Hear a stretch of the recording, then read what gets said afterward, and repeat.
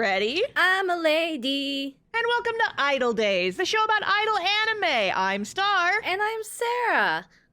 And we're back for real this time. Wow. Welcome back to the podcast. Awakened Returner. Only not that. We've been gone for a long time, but we're back from the dead with an actual episode. Wahoo! And just like our podcast began, we are returning to our roots with Idolmaster Million Live. It's another Idolmaster episode, everybody. We're doing it. And so the Idolmaster Million Live anime just wrapped up a couple weeks ago, I think. Yep. Or longer. I don't know. I wasn't watching it as it was coming out. But our very beginning episodes of this podcast were Idolmaster, so it only felt appropriate to jump back onto the Idolmaster train with our grand revival after...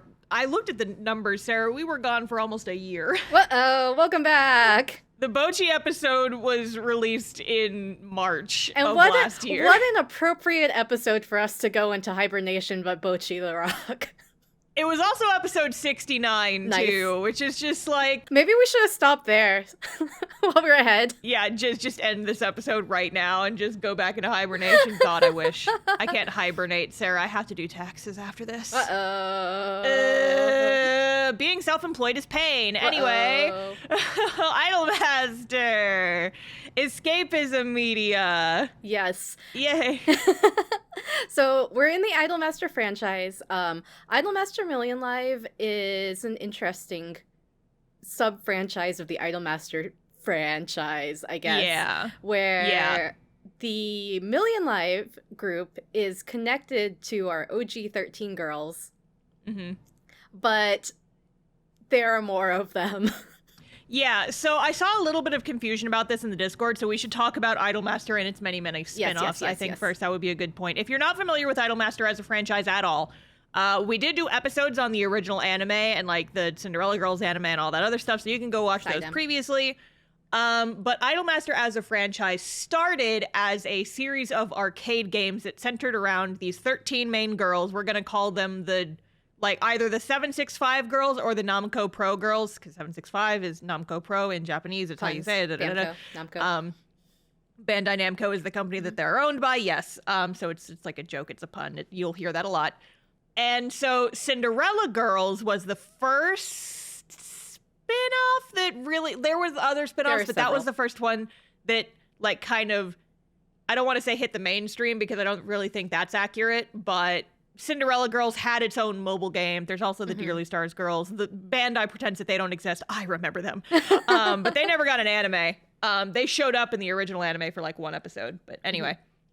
So it was original Idolmaster and then Cinderella Girls. Cinderella Girls is entirely separate from everything that we have going on. Cinderella Girls is on its own little island over there. And it does take place in the same universe, but for all intents and purposes, Cinderella Girls in this universe are owned by a different company, basically. So Cinderella Girls is on its own little island over there. Million Live was, from my understanding, they wanted to make like a mobile game with the original characters, but they wanted to add in some more, kind of like what Love Live did, where they added all like the N girls, but also like all of these girls. And like the concept was originally, I guess, supposed to be like kind of sort of AKB adjacent, where it's like within the meta plot of the story of the mobile game and the anime, the idea is that these are idols that are performing at their own theater on a regular basis, and they just kind of have a rotating staff of idols. And so that's kind of the plot that the the mobile game follows, that the anime follows, but it's the original 13 girls plus 39 more. Which it's a lot of girls, but you gotta love that it's called Million Live, right? So like it's like, you know, like the old cartoons where they would like suggest something really raunchy and then get away with like a SpongeBob panty raid. It's like they called them, oh, it's Million Live. And you start freaking out because you're like, oh my god, they're adding 1,000,000 girls. And they're like, oh, don't worry, we're just adding 39. And you're like, okay, that's fine. I mean, when you think about it, Cinderella Girls has, I think at this point, over 200. Yeah. So, like, trying to remember, it's a grand, if you include the original girls, it's a grand total of 52. That's not so bad. Yeah. I still don't know all of their names. I know most of their names, their first names at least. Mm-hmm. And I mean, if we're also taking this to AKB adjacent, AKB, the real life AKB, there's a lot of girls. Oh, yeah. There's a Oh, whole yeah. lot. Just like, I feel like I've been a little bit disconnected from idols for a couple of years now, like IRL especially, I was never super into, but I feel like every idol group now just has so many people in it. I'm like, why do you need this many? Why do you need, you could get away with like 5. I could remember 5. It seems like the baseline, and this is true with K-pop too, from what I've seen, it's like every single group has like so many people in it. I'm like, do you need that many? Yes. I feel like you're unnecessarily complicating things for everyone. But it's so much less than 1,000,000. That is true. So we're doing great. Yeah. As long as we don't hit 1,000,000 girls, I think we're good. Also, just quick shout out to Sidem. They still exist, and we still love them. We didn't mention them before, but those are the boys, and we did an episode on them The too. Sidem boys are on another island, nowhere near the Cinderella girls. They're their own thing. R.I.P. to Sidem. We're never gonna see them again. God, Bandai just hates Sidem so much, and I hate them because of it. Right? You'd think Anyway. they'd want to compete with OnStars, but here we are. I have so many reasons that I hate the way that the Idolmaster franchise is handled, but that's a topic for another day. Right now we have 52 girls to talk about. We can't. Which is We way can't- less than 1,000,000. It's way less than 1,000,000, but we cannot be doing that. No, there are so many. I wrote in my notes, there are too many girls.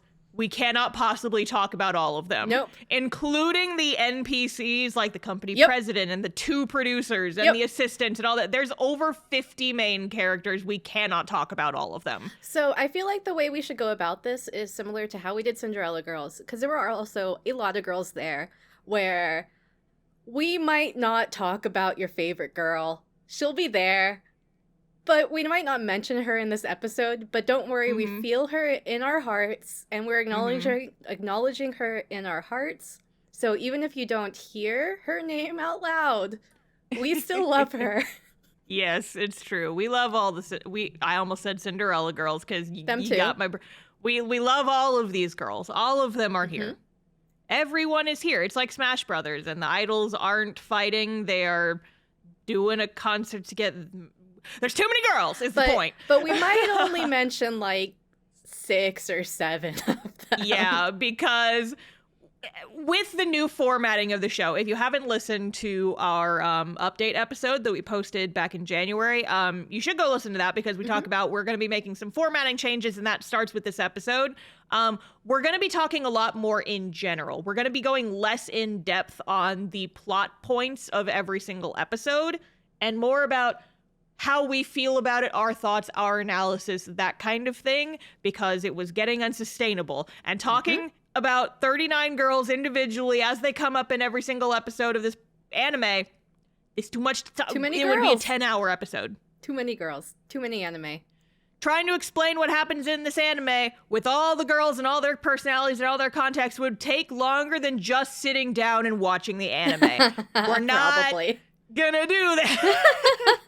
but there is like a handful that you need to know. And so we will go over those at the start. Yes. And if you are familiar with original Idolmaster, their personalities will already be familiar to you because Idolmaster Million Live is basically Idolmaster is to Idolmaster Million Live as Love Live is to Love Live Sunshine. Yep. Some of these characters are way too similar to their original counterparts, and I am calling Bandai Namco out for it. I mean, they called themselves out. We'll get to it, but yes. So our first main character, our Genki protagonist, The red one. the red one, is Mirai. She looks exactly like Idolmaster Haruka, but she has a side ponytail. Yep. She has yellow eyes instead of green. Or if you like took Honoka and you made her hair brown. Yeah, basically. She God, you're right though. God, you're so right though. So yeah, brown hair, side ponytail. Her personality is Genki main character who just wants everyone to get along and have a good time and be an Idaru. She's also got like a little bit of clumsiness into her. She bumps into people sometimes because she's not watching where she's going. She is literally Haruka 2.0. Yep. That's all you need to know about her, really. Our next character is Shizuka. She is the blue one. She acts like the blue one, and she is Chihaya again. I will say, to defend Shizuka very slightly. Very slightly. She at least feels reasonably distinct. Yes, that's from fair. how Mirai feels exactly like Haruka and Tsubasa feels exactly like Miki. Shizuka at least has enough of her own stuff going on that she feels reasonably distinct enough from Chihaya. Fair. Because Chihaya's whole thing was she has her tragic backstory with her dead brother, and she doesn't want to be an idol, but she sees it as her pathway to music, and all she cares about is singing. Shizuka really wants to be an idol. Like, that's all she wants to do. She wants to be an idol, and getting good at singing is how she wants to get good at being an idol. We'll get into it later. Yep. But it's like, she definitely feels like Chihaya, but she feels distinct enough. Yes. And she has black hair, blackish gray hair. She has the, like, 90s anime vents in her hair. Yeah, she's got, like, the Hime cut with like the kind of like long bangs on the side, shorter bangs in the center, and like the anime girl hair vents. Yep, exactly. And she overall is pretty soft-spoken. She's very shy. Mirai tends to bring her and drag her along and encourage her. Yeah, she's not like the shy uwu anime girl, I would say, but she is more down to earth. She's like the down to earth foil to Mirai. Our third main character, if you would even call her that. If you would even call her that, is Mirai is just Haruka 2.0. Shizuka is mostly Chihaya 2.0. Tsubasa and Miki are literally the same person. Yep. Can we talk about this? She's Miki again, down to how she interacts with the producer. Down to how she interacts with the producer, down to how she's just, her personality trait is good at everything. Yep. Tsubasa is basically Miki if she drank coffee in the mornings. Yep. Like, you get rid of the sleepy and they are the exact same fucking person. Same person. Watch all the Tsubasa fans get angry at us in the comments. And this is probably where I'll bring up this fact where we have 39 girls. The anime tends to, except honestly, Mirai and Shizuka are the ones who maybe get the most characterization. Everyone else gets pretty one note, which is fair because there are over 50 main characters. Yeah. It's like, I was thinking about it. It's just mobile game syndrome, right? Yep. It's like you either spend, like, you only get 12 episodes. There's only so long you can spend with each of these girls, right? And so I feel like at the very least, this one was done better than Cinderella Girls. Right. Because Cinderella Girls wanted there to be 20 main characters that all had distinct personalities. And by the end of the second season, it was just so hard to keep track of them all. Yes. I honestly kind of preferred this one. And I know that people will not agree with me, and that is fine. I feel like we were able to better get to know the characters that we stuck with, and everyone else was kind of a garnish, and that's fine. It's an ad for a mobile game, guys. Yep. I do not expect, and nor can you expect, every single character to have a whole bunch of character growth, right? Honestly, I would prefer even less than what we got. I would prefer if they just focused, honestly, just on Shizuka, because she had the most interesting thing going on. Yeah, Shizuka definitely had the most interesting thing going on. I wish they had done a little bit more with Mirai, but I guess her whole personality, she's kind of a blank slate. Yep. She's like peppy positive. Tsubasa got a little bit. Yeah. A little baby bit. I would say that Tsubasa got more than Mirai did. Yes, that's fair. That's fair. Yeah, it's just, I don't know. I was reading the comments for the series on Crunchyroll, and it definitely feels like this really is just an ad for the mobile game. Yeah. To the point where I'm not even sure if we're getting a second season out of this show. I would not be surprised if we didn't. I would not be surprised if we did. Because it's Idolmaster, and this is one of their mainstay franchises. I feel like they're probably going to want to do a second season, but at the same time, I feel like they gave us enough. Yeah. And if they wanted to do a second season, they have got to do more with it because holy shit. Yup. There's so many girls. There's so many girls, and you have got to have more plot. I am sorry. You cannot expect me to watch another season of this show without doing something more with these characters. Yep, exactly. Uh, So aside from that, there are more characters, but maybe we'll introduce them as they come up if they become important. yeah, I think the one other person we do need to mention is the producer, Right. he doesn't have a name. He is Mhm. literally just producer. Yep. He is your standard main character, like short, kind of brownish black hair, wears a suit all the time, literally does not have a name. He's your audience surrogate. He looks even more generic than the original producer. Somehow they made a more generic character than the original Idolmaster producer. How did you do this? It's like, if we keep getting Idolmaster spin-offs, the producer is going to become so bland, he just literally turns into a cardboard cutout of a person. Which, And that'll just be the joke. yeah, I mean, honestly, that's the joke in a lot of the mobile games, right? And Puchimas, too. They just had the big P. Yeah.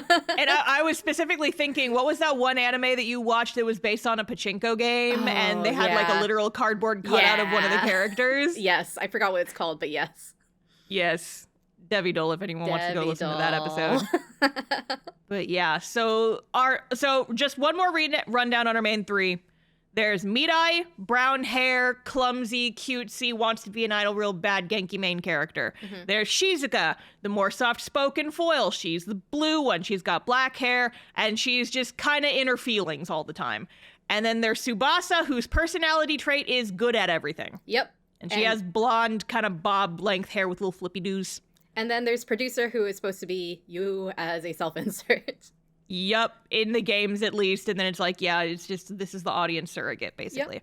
One more thing I think we should talk about is the visuals of the show before we get into it. So it's all 3D animated. Which, honestly, it looks really good. Yeah, they pull it off really well. The one thing is, I forgot when it was. I started watching it when I first realized this. It might have been like somewhere in the middle, but because a lot of the movement, like they, of course, like the stage performances, you could tell they're motion captured. They have like custom choreography, but for the rest of the movement, they are stealing from like a common movement base, and they're always like short, snappy, like they move and then they stay still and they do like a little bounce, or they move and they stay still and do a little bounce. And I was like, wow, they move like Bluey characters. I'm like, they're just like Bluey. Oh no. I mean, on the one hand, it would not surprise me if they had just kind of some like animation presets that they were just kind of using to save time. Almost which, like, honestly, I would do that too. No shade at all. But that's certainly a comparison to draw, Sarah. You've been watching Bluey? I do. When I was down for Christmas, my nephew was 2 years old. I watched a lot of Bluey with him. Oh, cute. I've only seen like clips of the show on TikTok. They have a very distinctive movement style. Just like Million Live. Yeah. But yeah, I mean, in general, the 3D does look really good. I would say that sometimes the hair is what gives it away. Right. Because the hair is so distinctly like just a fucking shape. Yep, exactly. There's also definitely times where some side characters, if they're important enough to have their own outfit, like background characters, but not important enough to have a 3D model, they do sometimes 2D animate the background characters, and it is a little bit funny seeing a 3D character talking to a 2D character, but it's okay otherwise. Yeah, it's like, it's honestly, I would even consider that a fairly minor nitpick, all things considered. Because it's like, it's really not that noticeable unless you're specifically looking at it as a critique. Yes. And one nice thing about it all being 3D animated, I feel like we mentioned this in D4DJ, but I don't quite remember, is that for the performances, you don't get that sudden jump to it all of a sudden being 3D like you do in a lot of idol shows. Yeah. And so it's a lot less jarring because it's all in 3D. And so it all looks like that. And so there is no like jarring jump in quality, either up or down as it shifts into 3D. Exactly. Which is nice. Like, honestly, there's been a lot more to 3D, just like fully 3D anime coming out. Can I just say, I'm not opposed. Yeah. Trigun Stampede looked freaking fantastic. And and this show, I think, definitely benefited from being in 3D because there's so many freaking girls. There's so many girls. There's so many girls, like those crowd shots with all the characters. There's so many. I feel like we've reached a point where 3D anime is going to become more common, but now that they can get it to, look good, I'm okay with it. Now, there are notable exceptions. Cough, cough, X-Arm, cough, cough. But, I mean, Sarah, have you heard anything about it? No. We could discuss, huh? Oh, Sarah. Oh, Sarah. Audience at home, if you do not know what X-Arm is, EX space ARM, go look it up if you're ready to just see the bad side of 3D animation and anime. We're back! Hi, everybody. We just took a few minutes break. I showed Sarah X-Arm. My brain, my third eye has been opened. God, what a terrible day to have eyes. Anyway, Million Live! So, do we want to just get into it? Start talking about our plot? I think so. Yeah, I think so. So, first episode, we start out, we have our main character, Mirai. She is, again, the happy, Genki, loves everything, loves doing stuff girl. She... Perpetual optimist, perky main character, Chan. Here she is. Kyun. And she is helping out with everybody at the school and at the senior center and all the clubs. And her thing is, I love helping out, I love being around people, but I haven't figured out the one thing I really want to do. Yeah, just how many times have you heard that in an anime? How many times has that been used as your protagonist's Honestly, motivation? Million Live is such a good one for our hypothetical bingo card because there's so many of the tropes. There's so many. It's true. Gosh, we need to make those bingo cards. I swear. Right? I swear we need to do it. But yeah, I mean, I don't mind how this plays out. It just feels a little cliche, I guess. Yep. Bingo card. Bingo card material, yes. So basically, one of the places that Mirai helps out at is a senior center. And there's some plot contrivance that gets one of the seniors at the senior center. It's like, oh, my granddaughter can't go to this anymore. So here, you should have this concert ticket for these idols that you know nothing about. And Mirai's like, wow, cool, idol concert tickets. I'm going to go. And so she does. And when she gets there, she ends up seated next to Shizuka. And she's like, oh, cool, is this your first time at a concert too? And Shizuka's like, yes, and also I'm terrified, basically. Because Shizuka, doesn't she like have the pamphlet for the auditions in her hand? She's like staring at it or something? Yes. She's ready to audition to be an idol, and she's afraid to take that step forward. Yes. There's also a side plot with the producer and Tsubasa. So I guess Tsubasa was a model, but she got scouted to join the idols, this idol industry, or this idol company. But she's not sure if she wants to do it yet. So the producer basically gave her tickets to the show and says, go see this concert, see if it's the type of thing that interests you. And if it is, then we'll scout you. If it's not, then you can move on. And so we just kind of cut back and forth between these two groups a couple of times. But most of the screen time is spent on Mirai and Shizuka. Yep. We do get a song from our original 13 girls. They sing Top. Sarah, I missed them so much. I know! They have these really cute stage outfits, too. I love the 13 girls. They're all in their image colors with the same, like, cut, but their colors are different. And they're, like, asymmetrical styled, little fluttery sleeves. Super cute. Yes. I am such a sucker for anything that involves putting the characters in their image colors. It's so good. Even though my baby girl's image color is black. But it's fine. Also notable is the girls from the Idolmaster movie are there as backup dancers. So they're still there. They're doing it. At some point in the show, you find out it's been about 6 months since the Idolmaster movie. So yeah, that's where we are in time. Yeah. So the idea right now is that auditions for this Million Live project, Million Stars, Million Live, whatever you want to call it, the auditions have been ongoing, and they've done like several different rounds of auditions. And it's been going for several months, and they're about to do their final round of auditions, like right after this concert, basically. And so Shizuka wants to audition for the last round, but she's not entirely sure if she wants to yet because of unresolved tensions that we will circle back to when they come up in the show. Mhm. But yeah, so like I don't remember. I don't think we see any of the other, like, we see some of the girls from the Million Stars Project, like, as backup dancers here. A lot of them were the ones in the movie. And then we meet more of them later as time. We're, like, gradually introduced to the girls from all the previous auditions that we don't see in the anime. It's just implied they happened between the Idolmaster movie and Million Live. Yes, and this is the last batch of girls coming in. Yes, yes, yes. Oh, so there was one little detail that it took me like half the show to notice, but that I thought was really cute, like little detail. So in the Million Live mobile game, just like in a lot of Idol mobile games, there's like the characters are divided into 3 separate attributes. In Love Live, it's like cute, cool, and pure, I think. And then like Cinderella Girls is like cute, cool, and passion. Who stole from who, etc. A lot of games have their characters divided up into their attributes, right? Yes. And in this show, because there's so many characters and they know you're not going to remember all their names, they have little name cards pop up the first time you see a character. It's just their name. It pops up underneath them. And this continues throughout basically the entire first half of the anime. Whenever a new character pops into the scene, even if you've seen them before, it tells you you're their name again. Which, thank God. Because, again, there's over 50 characters, so we would not be expected to remember them all. But what I noticed was that the colors of their names correspond to their attributes in the game. Cute. And it's either pink, blue, or yellow. Because the ones in the Million Live game are Princess is pink, Fairy is blue, and Angel is yellow. And so whenever one of the characters in that corresponding attribute shows up, their name will be in that respective color. Yeah. And I just thought that was really cute. It was cute. Agreed. Yes. Hell yeah. Heck yeah.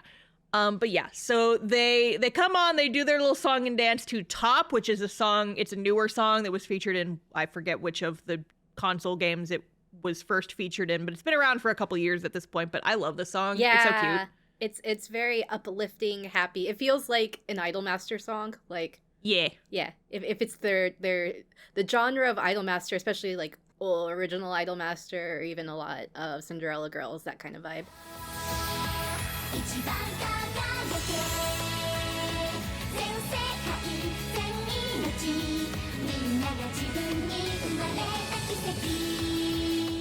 Very cute. After the concert, Mirai and Shizuka, they end up on like a playground and they just start talking about how much they love the concert and how wonderful the concert was. And then Mirai is like, all my life I never knew what I wanted to do, but now I know what it is. I want to be an idol.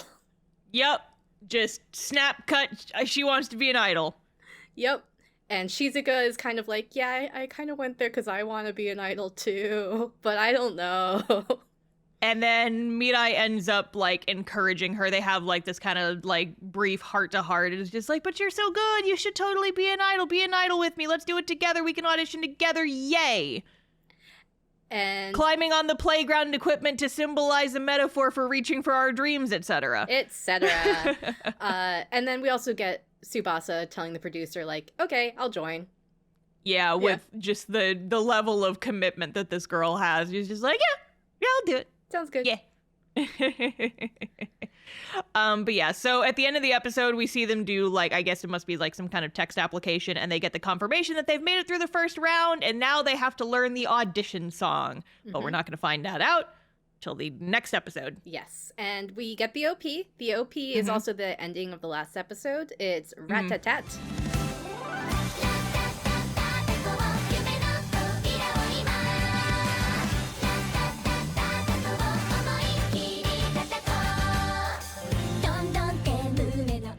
What do you think about this song? I think it's cute. It sounds like a little march. Yeah. It's fun. It's not a very complex song, but I appreciate that it's not a very complex song. It's a freaking earworm, honestly. So between our last recorded episode and this one, I think, Bandai Namco finally got their heads out of their collective asses and put Idolmaster music on streaming services. So you can get not every single album or anything, but like you can listen to the greatest hits of most Idolmaster like music on Spotify now. So I put this one in my rotation. I've been listening to it. It's like is good. Is yep, good. Yep, exactly. Earworm. It's not that there's nothing too complex going on with it. It's just a cute little song, and I like it. Woohoo! Episode 2. The second episode, it's audition day. Time for our girls to maybe get in. Will they? Won't they? We'll never know. Who knows? If they don't get in, we won't have a whole lot of material for the rest of the anime, I guess. So they do okay at the beginning of their auditions. Not great, not bad. Turns out the last stage of the auditions is they go on stage and they sing and dance to their little audition song, which is the opening. Yep, exactly. Yeah. At some point, the producer is talking backstage and is like, oh, this group only has 2 people in it, but the song is for a group of 3. Mm-hmm. I have an idea. Let's get Tsubasa in here. Yeah, and so Tsubasa's already in. She's already been scouted. She doesn't need to audition. She's there. Mm-hmm. But they're like, hey, these auditions are supposed to be for a group of 3. Do you just want to, can we just cram you in with these other girls to make you a trio? And she's like, yeah, okay, I guess. Yep. And so, like, during their auditions, Shizuka's pretty good at, you know, like, singing, and she seems like she has the dance down. It, like, we see a scene at the beginning of them, like, practicing in a park, which also, like, they're learning this dance in a park. That's brave. I would not practice in a public place, but y'all do y'all. Idols must be fearless. Idols must be fearless, God, I suppose. Mirai's got the spirit, at least. But yeah, so when it's actually time to audition, they're doing okay. And what I liked about this was you can tell that they didn't mix the vocals when they're auditioning to sound like super duper professional or anything, because the idea is they're supposed to be auditioning. They're not supposed to be super good yet. Exactly. And I just thought that was a cute little detail. So as this goes on, as they do their little practices, you notice that Shizuka is getting more and more like in her head and nervous. Like she starts sweating or making worried looks or like, you know, body language, holding herself close. And then when it's time, when they're actually on stage in front of the producer and a handful of other girls from the company, she starts having a breakdown mid-song. Yep. And like her voice starts getting real shaky. She stops doing the dance, and it's just, we see like little flashes of, I'm gonna call it capital D, capital I, daddy issues. Yeah. Shizuka's got daddy issues, and we don't know exactly why. It's just hinted that she does, and she's got daddy issues, and that's all you need to know, and that's all they're gonna tell you. But don't worry, Shizuka is not alone on stage, and Mirai and Tsubasa just go and give her a little push forward. Yep, and they're like, they basically like kind of mid-song do like a little encouragement thing, and they just kind of give her like an encouraging little shove, which would have psyched me the hell out, but for Shizuka, I guess it's what she needed, because she ends up like belting this one part really good. And then something happens. And then the Idol Illuminati. Idol Illuminati confirmed! Turns its eyes on these girls during their audition, like the Eye of Sauron, lights them up in a brilliant, blinding light. So, okay. In other anime, this would have been passed off as just like a vision of the future, a flash forward to what they will eventually be. It's like the girls on stage, they kind of change into their idol outfits all of a sudden. There's like dramatic stage lighting, and all of the other girls are also standing on stage with them. They're like bathed in this like blue light to show that they're not actually there, but they're there in spirit. And it's just because they're performing so well. But all of the other characters react as though they are actually seeing it. It happens in Udapri too. It's the same thing. It's the same idol phenomenon as Udapri, as AKB. It's fully diegetic. Everyone is reacting to it. And I was just like, oh my god, Idol Illuminati confirmed! Idol Illuminati confirmed! That's when I forgot when I texted you. I think it was like when I originally was watching this, where I'm like, Star, we need to talk about Million Life because of this scene. Because it's the same. It's every other idol show that we have talked about where the Idol Illuminati has proven that there is idol energy and it can be harnessed for good or evil. These girls have it. God.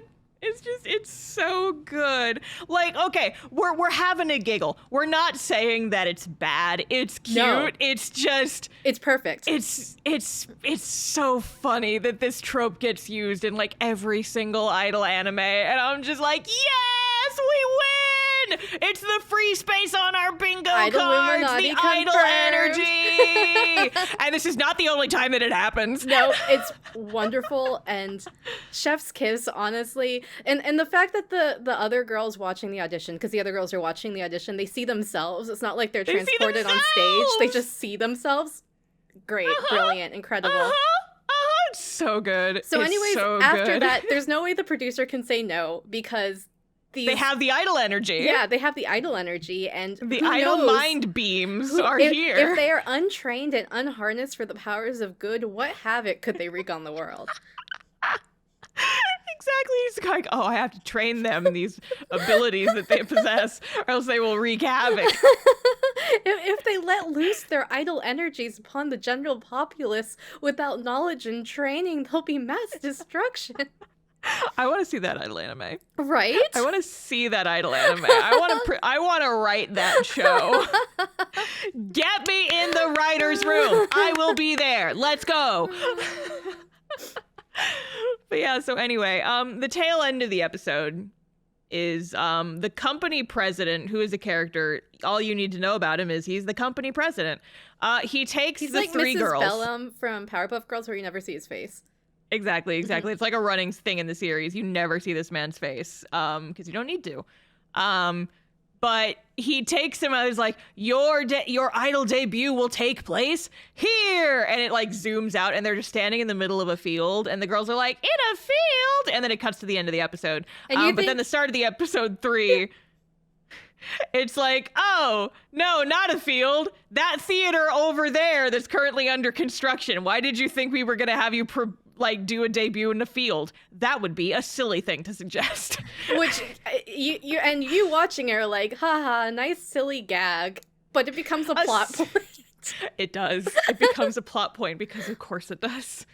So, episode 3, honestly, this is a pretty much a let's meet more girls kind of episode. Yeah, I wrote in my notes that this is just kind of a boring episode. Yep. It really not is. a lot. Here's a character, happens. and here's their one-note personality, and here's a character, and here's their one-note personality. And here's 3 more, and here's their one-note personalities. And you don't even get to all the girls. No, you don't. There's so many You only of meet them. about half of them. Mm-hmm. But it's literally just like the new girls get a tour of the under construction theater and they talk about why they auditioned to be idols. And you meet a whole bunch of other characters, and that's pretty much it for Yeah. episode 3. I had like 4 bullet points for this episode, and we've already covered them all. Yeah, Except the last one. to acknowledge, there is one of the side girls gets a little bit of development, which is Yuriko. She is one of the ones from the movie. She gets all overwhelmed about being a senpai and having to be a good senpai to all the other girls, but in the end is like, well, we're all equals and we'll be colleagues, and I don't have to have this pressure. Yeah, it's like Yuriko fans do be feasting. This one episode only, though. Exactly. Uh-huh. Oh, and so also the other thing is they do end up on the roof. Yuriko points out all of the beautiful buildings and is like, this is like what it's like to be on stage. Aren't you inspired? Because you see all the lights, and it's just like the lights in the city. Don't think about it too hard. Maybe squint your eyes so it kind of looks like pen lights. But you get the idea. And then Mirai is like, yes, you are right. We need to put it on an idol show ASAP. We need to be idols right now, which means that we should do a concert. Remember that gag at the beginning of the episode where we talked about how, we're not going to do our debuts in a field? That would be silly. What if we did do that though? And they do, or at And least they do. That's what the producer agrees to. Episode 4. Yep. So the producer agrees. I mean, like, not with a lot of confidence. He's like, well, if you want it that bad, we'll make it work. We'll make your concert in the field work. So basically at the start of this episode, Mirai sends out a group text saying like, hey, I know that we're all super excited for our debut, but the theater's not going to be open for another 2 months. So we should try and all get together and do our debuts early and do like a concert in the fields next to the theater. And I have some thoughts about this. 2 months? 2 months you have to wait until your debut. It's impossible. That's way too long. It's way too long, and so it's totally reasonable that For if it were untrained 6 months, girls. if it were 6 months, Mhm. I would get it. If it were 4 months, I would get it. 2 months?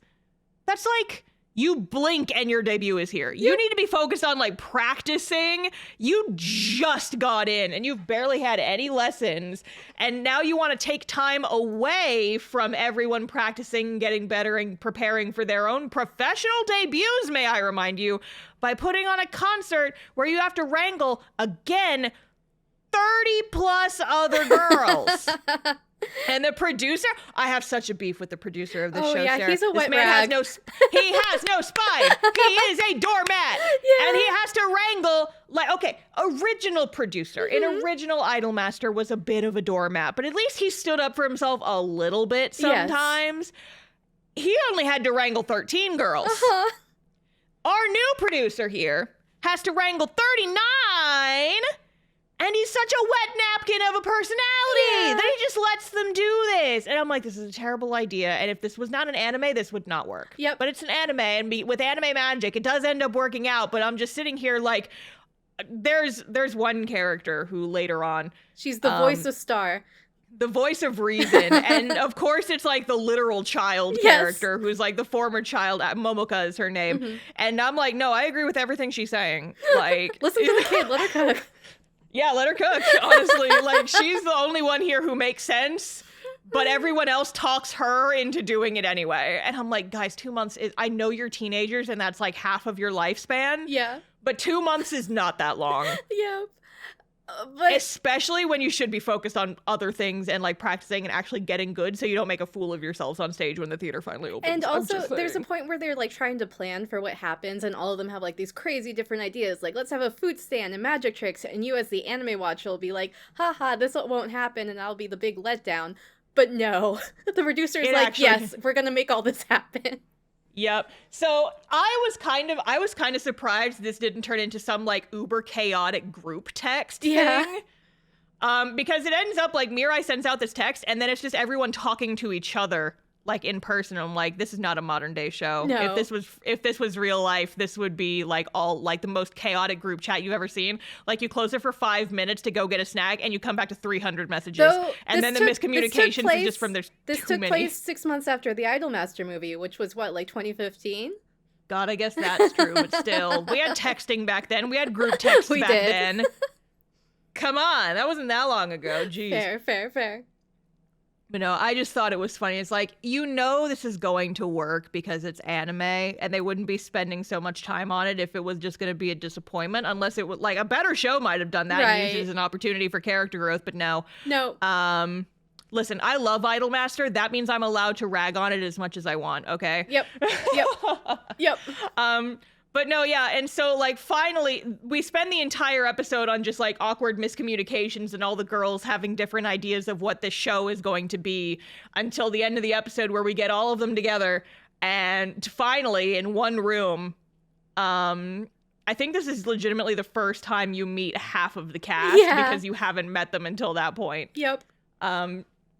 And so they're finally all in the same room and they start talking about it and everybody gets all flustered because no one's sure exactly what's going on. And a lot of people are like, we probably should, focus on our actual debuts that are coming up and are not very far away. 2 months is really not a lot of time. And also we don't really know what we're doing here. And also producer says that the only time we would have that field available for use is in less than 2 weeks. Yes.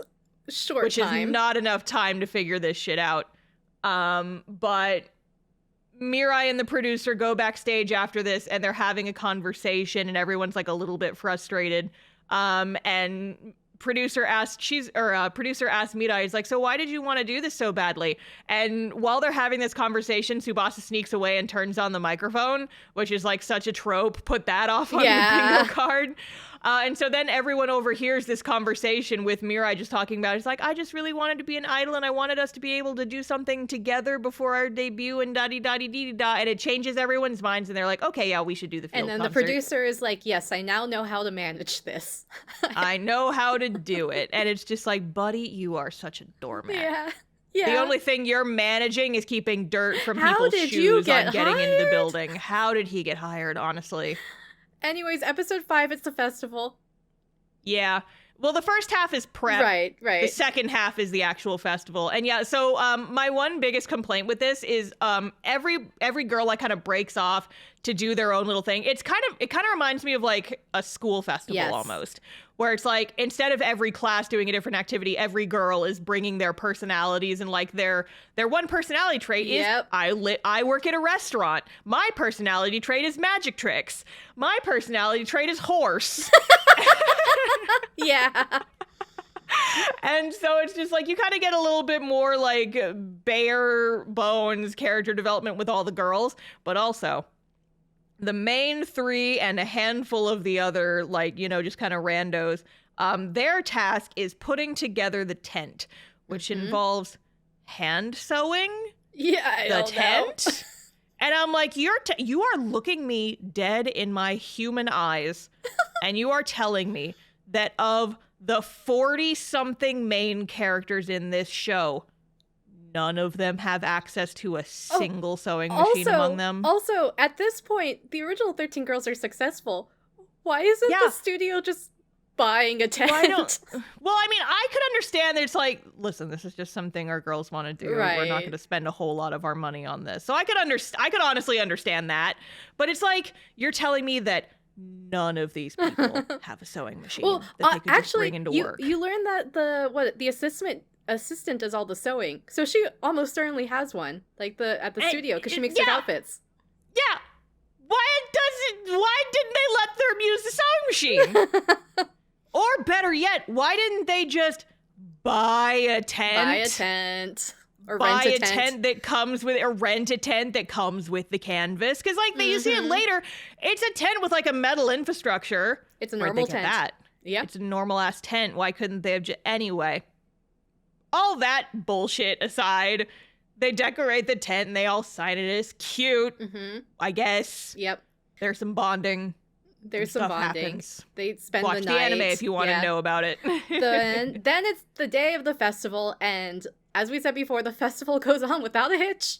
They're doing Yep, great. Yep. All It these is weird remarkably ideas. hitchless. Yep. And it's just an opportunity to showcase the girls doing their personality traits, like magic tricks and horse. And horse.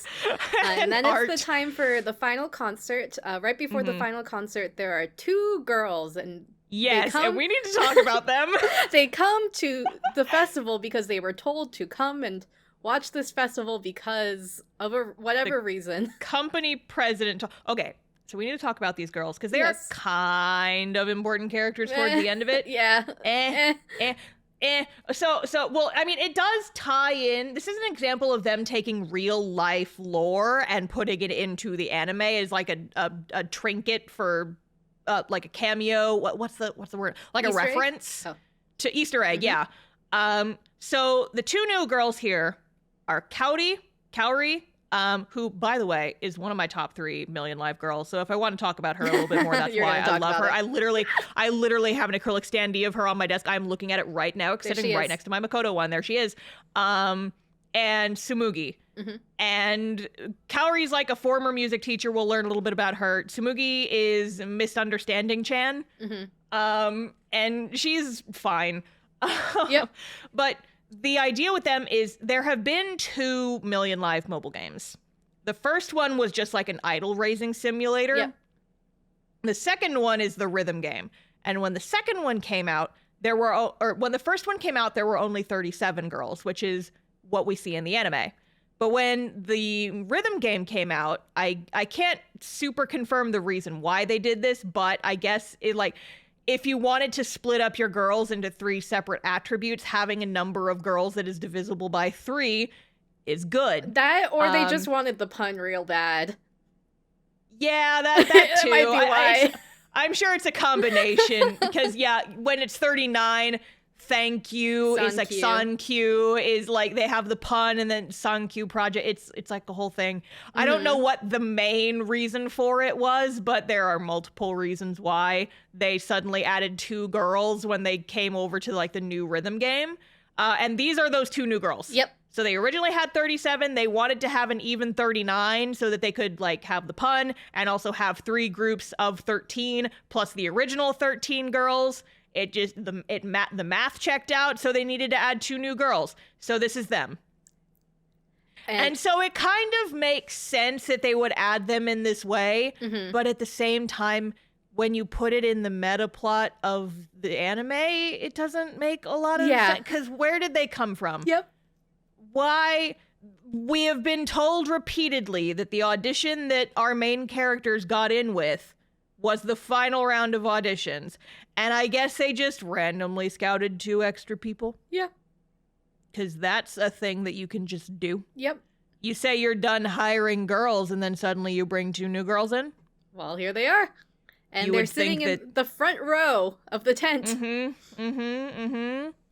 And they're just the company that we see them in a meeting with the company president, and he tells them, oh yeah, if you want to see kind of what our girls are doing, they're doing like this weird little like, they're calling it the handmade Budokan, which I'll admit is kind of a cute name. It's pretty cute. But it's like, yeah, just go to this and just see what we're about. That's the haps. And so they go to like the little concert stage inside the tent that they all hand sewed together. And they are doing like this acoustic version of Thank You, which is kind of like the main song Thank You Project of Million song. Live. Yeah. Thank you for 作ろう数えきれないステージこの場所から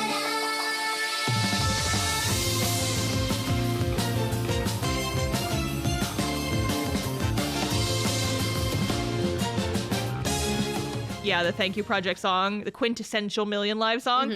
But they're doing an acoustic version because like they're saying, oh yeah, we don't have the finished track for it yet. It is really cute. It's really cute. It's slower paced. One of the girls whose personality trait is guitar is the one playing the guitar. And so that's really cute. And like not all of the girls are actually performing on the stage, but all of the rest of them are like outside the tent, and they're all holding hands in a circle around the tent and they're singing along. A summoning circle. For the idol energy happenings that are about to take place. Yep. Because in the middle of the song, Mirai, who's standing front and center, and these 2 girls, Kaori and Tsumugi, are in the front row. They have an idol energy moment, and Mirai reaches out and grabs their hands, and they take her hand, which is symbolic of them being welcomed into the Idolverse. And it's it's diegetic. Yep, because the other girls comment on it later. Yep, they are in a floating pink like they're not in the stage anymore. They're not in the tent anymore. They're in like this pink idol dimension, and they're floating and holding each other's hands, and there's sparkles everywhere, and they have been summoned or banished into the idol dimension temporarily. I would say summoned. But yeah, and so now Kaori and Tsumugi, these 2 new girls, are like, oh, yes, wow. And then later, after the concert, the other girls who were on stage with Mirai are like, hey, what was that thing that you did with the 2 girls in the front row? And Mirai's just like, oh, I don't know. It just seemed right in the moment. And I'm like, did other people see that? What was how was that diegetic? Yeah, idol magic. Anyway. So we do have a cliffhanger at the end of this episode, though, that we need to talk about. Which Shizuka's dad shows up and is like, Shizuka, it's time for daddy issues. He's like, Shizuka, we need to talk. Cut. Daddy issues appears. I've been calling him Shizu Dad. Shizu Daddy? Shizu Daddy, yeah. So basically, at the start of episode 6, what we learn is that Shizuka's dad, I guess, just thinks that being an idol is silly.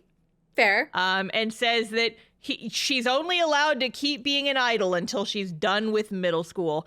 And I have beef. Yes. I have beef that will be elaborated on later, Sarah. But may I have a few moments for beef? Yes, please. I'll listen to your tasty beef. My delicious beef that I'm about to serve to you on a silver platter Yes, of ready. There's no beef. I lift up the tray and there's nothing there. Oh. Which is exactly what is happening with this freaking scene because there's nothing here. Yep. I'm going to talk about Shizuka's daddy issues. I'm going to talk about Shizuka's daddy issues And it's going to come up again later because we get a resolution to the daddy issues later on in the anime. But I am so grumpy about Shizuka's daddy issues. Do you know why I'm grumpy about Shizuka's daddy issues, Sarah? You have to serve me the meat on the platter. There is no reason why Shizuka's dad does not want her to be an idol. Nope. There is no reason. There is no stated reason in the entire freaking show. Yep.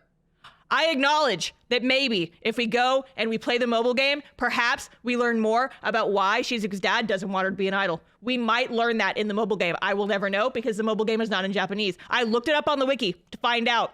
I didn't really get much information. It's because an idol killed his father.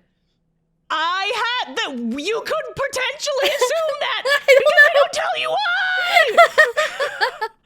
Like, okay, I would understand it if her dad thinks that her being an idol is going to distract from her studies and he's being a stereotypical Asian father and saying, no, you have to do good at your studies because you're going to grow up and be a doctor someday. You don't have time to be an idol.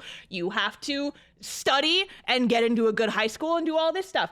I would understand if maybe Shizuka's mom, who we never hear anything about, maybe Shizuka's mom really liked music and she died a horrible tragic death when Shizuka was really young. And so her dad is like terrified that if she gets into music too, she's going to get brokenhearted for some reason too. I would understand if he just thinks that the entertainment industry is going to be too hard for her, if he's just being protective of his daughter and he sees like all the scandals that people get involved in, he doesn't want that for his daughter. He wants to protect her. He's doing it out of protection. I would understand any reason that they gave me.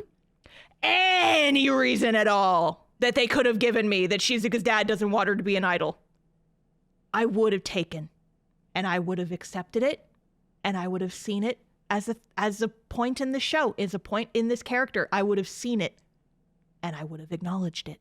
There is no stated reason This man is in an the abyss. show We'll never know why his true feelings. she doesn't want Shizuka to become an idol. He literally never says. No. We literally never find out, and it drives me crazy. Because it's the main.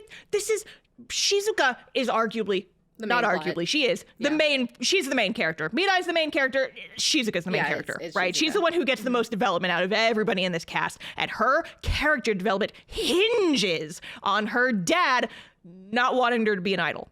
Her dad is just like, you can't be an idol. If you want to be an idol, you can only do it until you start high school, and after that, you're done.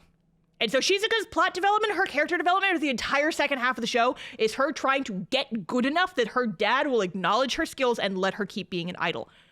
And the fact that we never find out why her dad doesn't want to let her be an idol is excruciating to me. Though perhaps I am so upset. Perhaps that is their intent, the director's artistic intent, where they're like, we want Star specifically to be as frustrated as Shizuka is about not being able to communicate with her dad about his true feelings. It's for you. I'm going to find Mr. Namco and I'm going to punch him in the face. Honestly, yeah, there's other reasons to do that too. So yeah, go for it. I was ranting to a friend. I have a group of friends who I'm just like, I'm on voice chat with them all the time. They don't know shit about idol anime. If they're listening to this episode, hi, why are you here? I love you, but why are you here? And I was telling them about that. And it's like trying to eat a bowl of mashed potatoes with no salt. Or no seasoning at all, right? It's like you just put potatoes in a pot, you boiled them, you mashed them, you served them. Like, it's fine. I can just guess. I guess it's like, I'm not going to die if I don't find out why Shizuka's dad doesn't want her to be an idol, but it would have been so much better if we had. It's just so you could feel the frustration Shizuka does. It was intentional for you, Star. I hate that you're trying to justify this in any kind of way. I honestly was on your side, but now I want to tease you a little bit. So it's just for you. Sarah, why would you hurt me in this way? You're hurt. You're hurt by the show like Shizuka is hurt by her dad. I'm going You to both drive to don't Atlanta know the and give you reason why. the most ferocious noogieing you've ever experienced. And I'll be able to do it Come too at because me. you're short so I can reach. Come at me. I'll flip you. Come at me. I'm gonna. I'll take you with me. I'll grab on you as you flip me. We'll both go down. I will give you a ferocious noogieing. Come at me. You fucking nerd. And I love you so much, but God, this was frustrating to watch. Just like it was frustrating for Shizuka.